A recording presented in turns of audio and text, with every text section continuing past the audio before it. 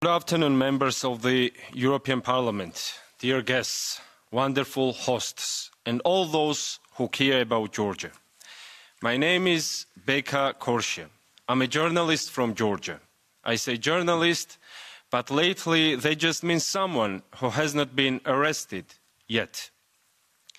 You may know a lot about Georgia, but what you may not know is that Georgia has always stood and still stands on the strengths of women, on their endurance, their courage, and their unwavering principles.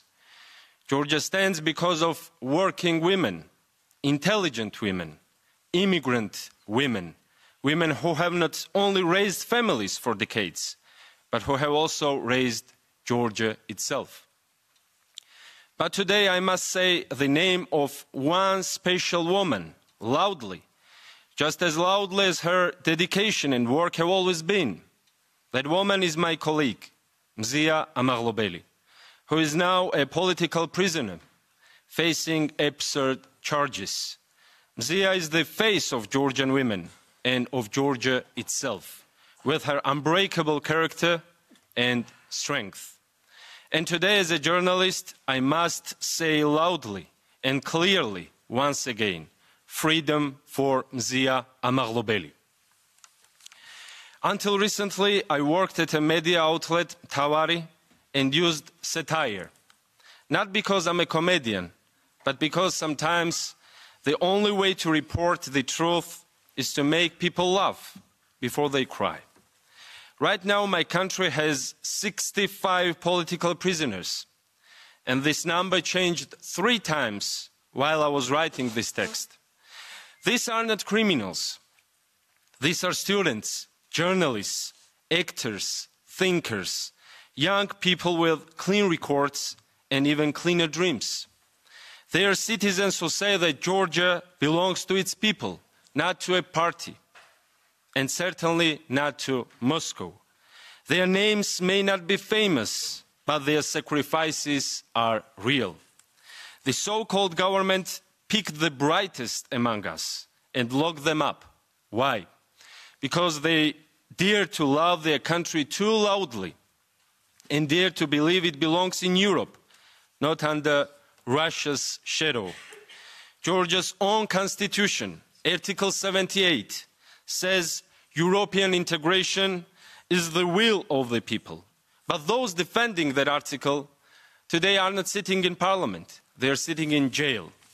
And if love for country, love of freedom and belief in European values is now a crime, then yes, they are guilty.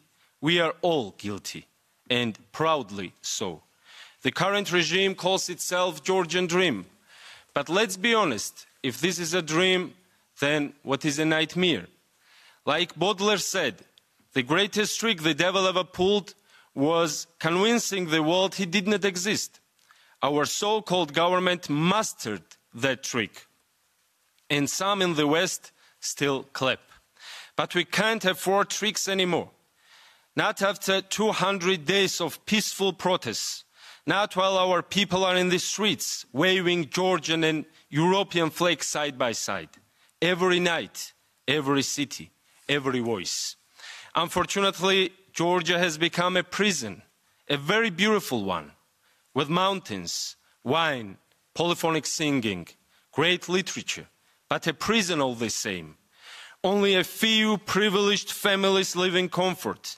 The rest, journalists, workers, actors, opposition figures, live in fear every day.